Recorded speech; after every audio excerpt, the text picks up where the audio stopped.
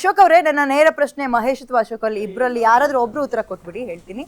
ಈ ಕದನ ವಿರಾಮ, ನನ್ನ ನೇರವಾಗಿ ಪ್ರಶ್ನೆ, ಪಾಕಿಸ್ತಾನಕ್ಕೋ ಅಥವಾ ನಾವು ಟಾರ್ಗೆಟ್ ಮಾಡಿದಂತಹ ಈ ಟೆರರಿಸ್ಟ್ ಗಳ ವಿರುದ್ಧವೋ, ಯಾವುದಕ್ಕೋಸ್ಕರ ಈ ಕದನ ವಿರಾಮ? ಈಗ ಪಾಕಿಸ್ತಾನದ ಆರ್ಮಿಯವರು ಏನು ನಮ್ಮ ಭಾರತದ ಮೇಲೆ ಅಟ್ಯಾಕ್ ಮಾಡ್ತಿದ್ರು, ಭಾರತ ಆರ್ಮಿಯವರು ಪಾಕಿಸ್ತಾನದ ಅನೇಕ ಸಿಟೀಸ್ ಮೇಲೆ ಏನು ಅಟ್ಯಾಕ್ ಮಾಡ್ತಿದ್ರು, ಇದಕ್ಕೆ ವಿರಾಮ.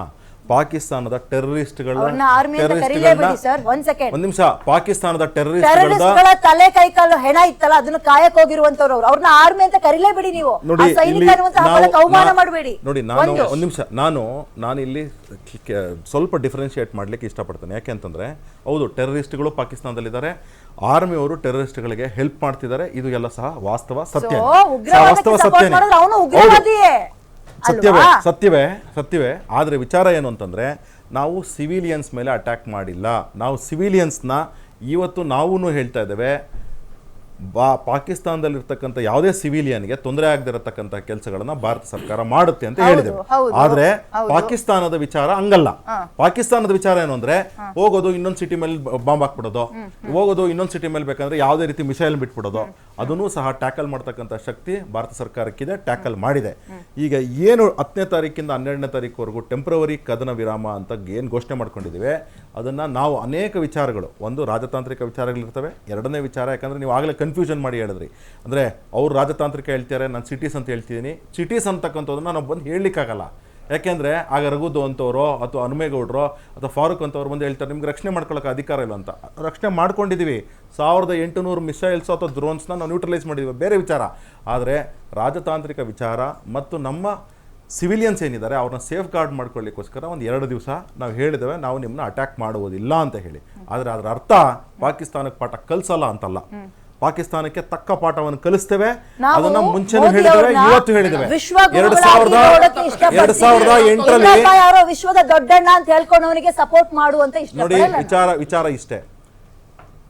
ಡೊನಾಲ್ಡ್ ಟ್ರಂಪ್ ಅವರು ಸ್ವಲ್ಪ ತಾಳ್ಮೆಯಿಂದ ಇರಿ, ಸ್ವಲ್ಪ ಬ್ರೇಕ್ ತಗೊಳ್ಳಿ ಅಂದಿದ್ರೆ ಓಕೆ, ನಾವು ಯಾರ ಋಣದಲ್ಲೂ ಇಲ್ಲ ಸ್ವಾಮಿ, ಡೊನಾಲ್ಡ್ ಟ್ರಂಪ್ ಎಲ್ಲಾದ್ರಲ್ಲೂ ಆ ಕಡೆಯಿಂದ ಅಮೆರಿಕದಿಂದ ನಮಗೆ ಆಗಿರೋದು ಅವಮಾನವೇ. ಟ್ಯಾಕ್ಸ್ ವಾಪಸ್ ಏನಾದ್ರು ಉತ್ತರ ಕೊಟ್ವಾ? ಒಪ್ಕೊಂಡ್ವಿ. ಟ್ಯಾಕ್ಸ್ ಅವ್ರು ಜಾಸ್ತಿ ಹಾಕಿದ್ರು ಒಪ್ಕೊಂಡ್ವಿ. ಇನ್ನೊಂದ್ ಕಡೆ ನಮ್ಗೂ ನೋಡ್ತಾರೆ, ನಿಮ್ ಪರವಾಗಿ ನಾವ್ ಇದೀವಿ ಅಂತಾರೆ, ಆ ಕಡೆಯಿಂದ ಏನೇನು ಹಣ ಸಹಾಯ ಬೇಕೋ, ವೆಪನ್ ಸಹಾಯ ಬೇಕೋ ಮಾಡ್ತಾರೆ. ಅವ್ರದ್ದು ಉಸಿರು ಒಳ್ಳೆ ಆಟಕ್ಕೆ ನಾವೇ ತಲೆಬಾಗ್ಬೇಕು? ಅಮೆರಿಕನ್ ಯಾಕೆ ಮೆಚ್ಚಿಸೋ ಕೆಲಸ ಮಾಡ್ತಾ ಇದಾರೆ ಮೋದಿ? ಇದು ಪ್ರಶ್ನೆ. ಡೊನಾಲ್ಡ್ ಟ್ರಂಪ್ ಅವರು ಒಂದು ಜಸ್ಟಿಫಿಕೇಶನ್ ಕೊಟ್ಟು, ನೀವು 2 ದಿವಸ ಬ್ರೇಕ್ ಕೊಡಿ ಅಂತ ಹೇಳಿದ್ರು, 2 ದಿವಸ ಬ್ರೇಕ್ ಕೊಟ್ಟಾಗಿದೆ. ಅದೇ ರೀತಿ ನಾನು ಹೇಳ್ದಾಗ್ಲೇನೆ ಮೋದಿ ಅವರು ಯುಕ್ರೇನ್ ಮತ್ತು ರಷ್ಯಾ ಯುದ್ಧದಲ್ಲಿ ಚೀನಾದವ್ರು ಬಂದು ಹೇಳ್ತಾರೆ ಇನ್ನೊಂದ್ 2 ದಿನ ಬ್ರೇಕ್ ಕೊಡಿ ಅಂತ, ಅವಾಗ್ಲೂ ಒಪ್ಕೊಳ್ತೀರಾ? ಒಂದ್ ನಿಮಿಷ ನೋಡಿ, ನೀವು ನಾಳೆ ಮೋದಿ ಅವರು ಬಿಟ್ಟು ಯುಕ್ರೇನು ಮತ್ತು ರಷ್ಯಾದವರು, ಯುಕ್ರೇನು ಮತ್ತು ರಷ್ಯಾದವ್ರಿಗೆ ಮೋದಿ ಅವರು ಬಿಟ್ಟು ಯಾವುದೇ ದೇಶದವ್ರು ಹೇಳಿದಿದ್ರೆ ಕೇಳ್ತಿರ್ಲಿಲ್ಲ. ಆದ್ರೆ ಮೋದಿ ಅವರು ಹೇಳಿದಕ್ಕೆ ಕೇಳಿದ್ರು. ಇವತ್ತು ಭಾರತ ಪರಿಸ್ಥಿತಿ, ನೀವು ಚೈನಾದವರು, ಆಸ್ಟ್ರೇಲಿಯಾದವರು, ಇನ್ನೊಬ್ರು ಯಾರೋ ಬಂದಾಗ ಕೇಳಬೇಕು ಅನ್ನೋದೇನಿರಲ್ಲ.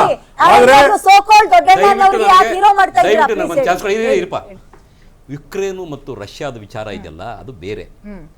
ಆ ಒಂದು ಯುದ್ಧವನ್ನ ಬೇಗ ಸ್ಟಾರ್ಟ್ ಮಾಡಬೇಡಿ ಅಂತ ಹೇಳಿ ನರೇಂದ್ರ ಮೋದಿ ಅವರು ಹೇಳಿದ ರೀಸನ್ ಏನು ಅಂದ್ರೆ, ಅಲ್ಲಿ ಭಾರತೀಯರಿದ್ರು, ಅವ್ರನ್ನ ನಮ್ಮ ದೇಶಕ್ಕೆ ವಾಪಸ್ಸು ಎವ್ಯಾಕ್ಯುಯೇಷನ್ ಮಾಡಬೇಕಿತ್ತು. ಇಲ್ಲಿ ನೀವು ಯಾರನ್ನ ಎವ್ಯಾಕ್ಯುಯೇಷನ್ ಮಾಡಿದ್ರಿ? ಸುಮ್ಮನೆ ಏನೇನೋ ಹೇಳ್ಕೊಂಡು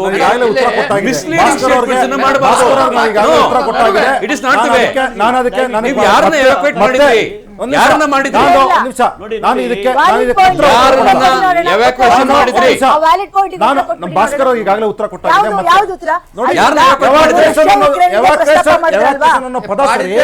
ಯಾರನ್ನ ಅನ್ನೋದು ಜನ ಅರ್ಥ ಮಾಡ್ಕೊಂಡಿದ್ದಾರೆ, ನಾವು ಅರ್ಥ ಮಾಡ್ಕೋಬೇಕು. ನಾವು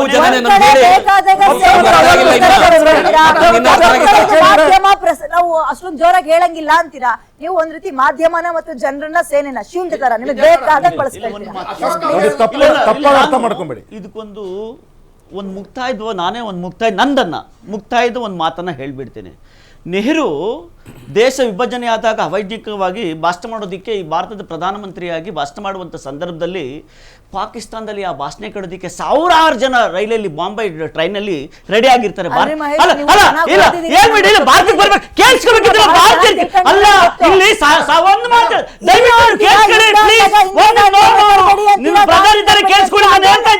ಕೇಳಿಸ್ಕೊಳ್ಳಿ, ಹೇಳಬೇಕಿದ್ದನ್ನ ಅವತ್ತು ಸಾವಿರಾರು ಜನರನ್ನ ಒಪ್ಕೊಳ್ತೀರಾ ಅವ್ರನ್ನ ಬ್ರದರ್ ಅಂತ? ಅವ್ರ ಫೇವರ್ಗೆ ಮಾತಾಡ್ತೀನಿ. ಅವ್ರನ್ನ ಬ್ರದರ್ ಅಂತ ಒಪ್ಕೊಳ್ತೀರಾ? ಒಪ್ಕೊಳ್ತೀನಿ, ಮುಂದೆ ಒಪ್ಕೊಳ್ತೀನಿ. ಯಾಕೆ ನೀವು ಡಿಸ್ಟರ್ಬ್ ಮಾಡಬೇಡಿ. ಅವತ್ತು ಸಾವಿರಾರು ಜನ ಇವ ಕಗ್ಗೊಲೆಗಳಾಗದನ್ನ ಕಣ್ಣಾರೆ ನೋಡಿದ್ದೀವಿ. ಅವತ್ತು ಮೌಂಟ್ ಬ್ಯಾಟನ್ ಫಿಲಂ ನೋಡ್ತಾ ಕೂತಿದ್ದ. ಆದ್ರೆ ಇವತ್ತೇನಾಗಿದೆ, ಅವತ್ತಿನಿಂದ ಹಿಂದೂಗಳ ಮೇಲೆ ನಡೆದಂತ ದೌರ್ಜನ್ಯ, ಅವತ್ತ ಮೇಲೆ ಮುಸಲ್ಮಾನರ ಮೇಲೆ ನಡೆದಂತ ದೌರ್ಜನ್ಯ, ಅವತ್ತ ಮೇಲೆ ಭಾರತ ಅವೈಜ್ಞಾನಿಕವಾಗಿ ಡಿವೈಡ್ ಆದಂತ ಪಾಕಿಸ್ತಾನವಾದಂತ ದೌರ್ಜನ್ಯ ಇವತ್ತಿಗೂ ಸಹ ಬಿಟ್ಟಿಲ್ಲ. ನಾವು ನಮ್ಮ ಮಕ್ಕಳು ಮರಿ ಮಕ್ಕಳು ಎಲ್ಲಿಯವರೆಗೆ ಈ ಒಂದು ಸಾವು ನೋವು, ಅದಕ್ಕೋಸ್ಕರ ಏನಾದ್ರೂ ಮಾಡಿ ಒಂದು ಮಾಡಲೇಬೇಕಂತ ಪರಿಸ್ಥಿತಿ ಇದ್ರೆ ಇವ್ರೇನ್ ಗೊತ್ತಾ ಹೇಳ್ತಾವ್ರಲ್ಲ ಗೌಡ್ರು, ಇವರೆಲ್ಲ ಅಮೆರಿಕನು ಏನು ಮಾಡಕ್ಕಾಗಲ್ಲ, ಚೀನಾನು ಏನು ಮಾಡಕ್ಕಾಗ್ತಿರ್ಲಿಲ್ಲ. ಇವ್ರು ಒಂದಾಗಿದ್ರೆ ಎರಡು ದೇಶಗಳು ಎಲ್ಲಿಯವರೆಗೆ ಭಯೋತ್ಪಾದನೆಯನ್ನು ಆಧಾರವಾಗಿ ಇಟ್ಕೊಂಡು ಪಾಕಿಸ್ತಾನ ಈ ದರಿದ್ರ ಕೆಲಸವನ್ನ ಮಾಡುತ್ತೋ, ನಮ್ಮ ಸರ್ಕಾರ ಮೋದಿಜಿ ಅವರು ಬರಲಿ, ಕಾಂಗ್ರೆಸ್ ಬರಲಿ, ಜೆಡಿಎಸ್ ಬರಲಿ, ಯಾರು ಬರಲಿ, ಭಯೋತ್ಪಾದಕರನ್ನು ಬಿಡೋದಿಲ್ಲ. ಮಹೇಶ್ ಅವರೇ, ಪಾಕಿಸ್ತಾನ ನಮಗೆ ಬೇಡವಾಗಿರೋ ಶಿಶು, ಅವ್ರು ಬರ್ತೀವಿ ಅಂದ್ರೂ ತಗೊಳಕ್ ನಾವು ರೆಡಿ ಇಲ್ಲ. ಇಂಪೋರ್ಟ್ ಮಾಡ್ಕೊಳ್ತಾ ಇದ್ದೀರಾ, ಗೋಡಂಬಿ ಇಂಪೋರ್ಟ್ ಮಾಡ್ಕೊಳ್ತೀರಾ, ದ್ರಾಕ್ಷಿ ಇಂಪೋರ್ಟ್ ಮಾಡ್ಕೊಳ್ತೀರಾ, ಅವೆಲ್ಲ ಬಿಟ್ಬಿಡಿ, ಅವೆಲ್ಲ ಬಿಟ್ಬಿಡಿ.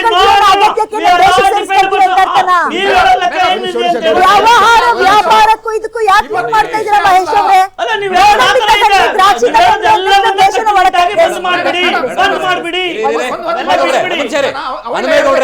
ದಯವಿಟ್ಟು ಇವರು ಇಂಟರ್ನ್ಯಾಷನಲ್ ಟ್ರೇಡ್ ಅಂಡ್ ಕಾಮರ್ಸ್ ಇಲ್ಲಿ ತಗೋಬರ್ತಾ ಬೇರೆ ರೀತಿ ಅರ್ಥ ಮಾಡ್ಕೊಂಡಿದ್ದಾರೆ.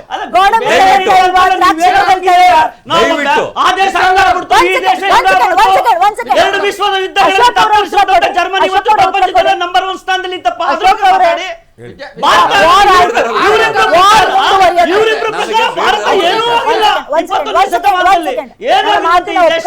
ಹೇಳಿ, ವಾರ್ ಆಯ್ತು, ಕಂಟಿನ್ಯೂ ಆಯ್ತು, ಅವ್ರನ್ನ ನಿರ್ನಾಮ ಮಾಡಿದ್ವಿ ಅಂತ ಒಪ್ಕೊಳ್ಳೋಣ, ಅಂದ್ ಮಾತ್ರಕ್ಕೆ ನಾವು ಅವ್ರನ್ನ ರಿಸೀವ್ ಮಾಡ್ಕೊಳ್ತೀವಿ ಅಂತ ಅರ್ಥನ? ಅಂದ್ರೆ ಈಗಲೂ ಹೇಳ್ತೀನಿ, ಪಾಕಿಸ್ತಾನ ನಮಗೆ ಬೇಡವಾಗಿರೋ ಶಿಶು.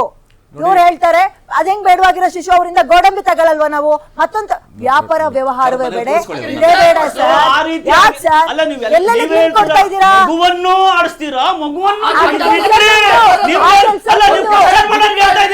ಕ್ವಶನ್ ಮಾಡೋರ್ಗೆ ಹೇಳ್ತಾ ಇದೀವಿ ನಾವು. ಇಲ್ಲ ಒಂದು ಡಿಸೈಡೆಡ್ ಆಗಿ, ಇಲ್ಲ ಮಗುವನ್ನ ಆಡಿಸಿ, ಇಲ್ಲ ನೀವು ಜಿಗ್ಟಿ ಎಲ್ಲರನ್ನೂ ಮಾಡ್ಬಿಟ್ಟು ನೀವು ನಮ್ಮ ಪ್ರಧಾನಿ ನಿಮ್ಮ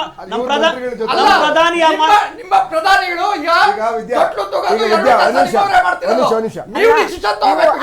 ಯಾವ ಪಟ್ಟಿ ಕಟ್ತಾ ಇದ್ದೀರಾ ಸರ್? ಇಲ್ಲಿ ನಿಂತ್ಕೊಂಡಿರೋ ನನಗೆ ಯಾವ ಪಟ್ಟಿ ಕಟ್ಟಬೇಕು ಅಂತ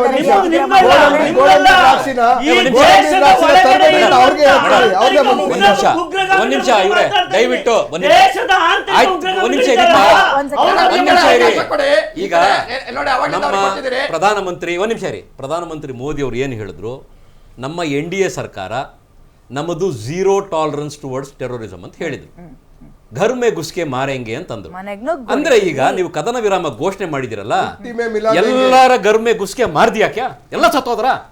ಪೂರ್ತಿ ಟೆರರಿಸಂ ನೆಟ್ವರ್ಕ್ ಡಿಸ್ಮೆಂಟಲ್ ಆಗೋಯ್ತಾ? ಒಂದ್ ನಿಮಿಷ ಅವರೇ, ಪೂರ್ತಿ ಟೆರರಿಸಮ್ ನೆಟ್ವರ್ಕ್ ಪಾಕಿಸ್ತಾನದಲ್ಲಿತ್ತಲ್ಲ, ಕಂಪ್ಲೀಟ್ ಆಗಿ ಡಿಸ್ಮೆಂಟಲ್ ಮಾಡ್ಬಿಟ್ರ? ಅದನ್ನಾದ್ರೂ ನಿಮ್ಮ ರಕ್ಷಣಾ ಸಚಿವರಾಗ್ಲಿ, ಗೃಹ ಮಂತ್ರಿಗಳಾಗ್ಲಿ ಅಥವಾ ಪ್ರಧಾನಮಂತ್ರಿಗಳು ದೇಶವನ್ನು ಉದ್ದೇಶಿಸಿ ಅದಕ್ಕೆ ಪೂರಕವಾಗಿ ಏನು ಅಂತಂದ್ರೆ, ಈ ಗಡಿಯಲ್ಲಿ ಘರ್ಷಣೆ ನಡೀತಾ ಇರುವಂತದ್ದು ಇವತ್ತು ಮಾತ್ರ ಅಲ್ಲ, ಈ ಹಿಂದೆನೂ ಭಯೋತ್ಪಾದಕರು ಒಳಗೆ ನುಗ್ಗಿ ಹೊಡೆದಿದ್ದಾರೆ. ಗಡಿಯಲ್ಲಿ ಆಗಾಗ್ಯ ನಡೀತಾನೆ ಇರ್ತದೆ. ಮೋದಿಯ ಬಂದ ಮೇಲೆ ಕಡಿಮೆ ಅಂದ್ರೆ ಒಂದು 200-300 ದಿನ ಆದ್ರೂ ಗಡಿಯಲ್ಲಿ ಘರ್ಷಣೆ ನಡೆದಿದೆ. ಹಾಗಿದ್ರೆ ಅವತ್ತು ಈ ರೀತಿಯ ಕದನ ವಿರಾಮ ಯಾಕೆ ಯೋಚನೆ ಮಾಡಲಿಲ್ಲ? ಅವತ್ತು ಯಾಕೆ ಇದನ್ನ ಡಿಕ್ಲೇರ್ ಮಾಡಲಿಲ್ಲ? ಇದು ಒಂದು ಭಾಗ. ಆದ್ರೆ ದೇಶದಲ್ಲಿ ಅವತ್ತಿನಿಂದ ಇವತ್ತಿನವರೆಗೆ ಸಾವಿರಾರು ಜನ ಸೈನಿಕರು ಸತ್ತಿದ್ದಾರೆ, ಅವರ ಜೀವಕ್ಕೆ ಬೆಲೆ ಇಲ್ವಾ? ಈಗ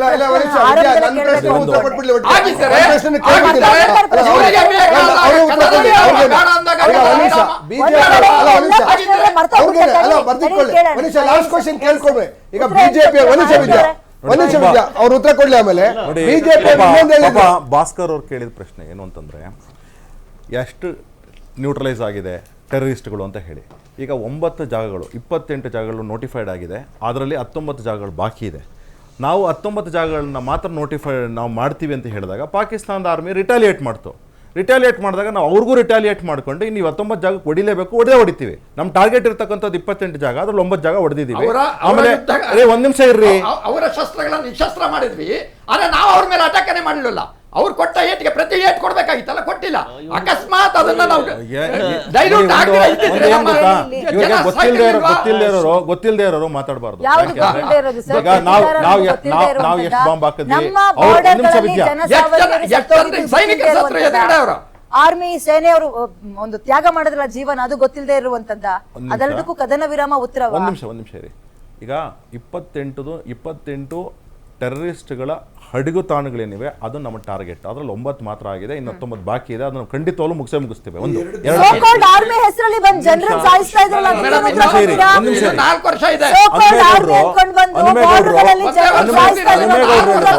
ಹನುಮೇಗೌಡರು ಹೇಳಿದ್ರು 200-300 ದಿವಸ ಮೋದಿಯವರ ಬಂದ ಮೇಲೆ ಆವಾಗ ಅಲ್ಲಿ ಬಾರ್ಡರ್ ಅಲ್ಲಿ ಕ್ಲಾಶಸ್ ಆಗಿದೆ. ಸತ್ಯ ಸತ್ಯ ಅದು. ಅದನ್ನ ಹೇಳ್ತಾರೆ. ಹಾಗಿದ್ರೆ ಅವತ್ತೇ ಕದನ ವಿರಾಮ ಇರ್ಲಿಲ್ಲ, ಆದ್ರೆ ಏನು ಅದನ್ನ ಯಾಕೆ ಯುದ್ಧ ಅಂತ ಹೇಳಲಿಲ್ಲ, ಅದನ್ನ ಯಾಕೆ ಭಯೋತ್ಪಾದಕರನ್ನ ಮಟ್ಟ ಹಾಕ್ತಿವಿ ಅಂತ ಯೋಚನೆ ಮಾಡ್ಲಿಲ್ಲ?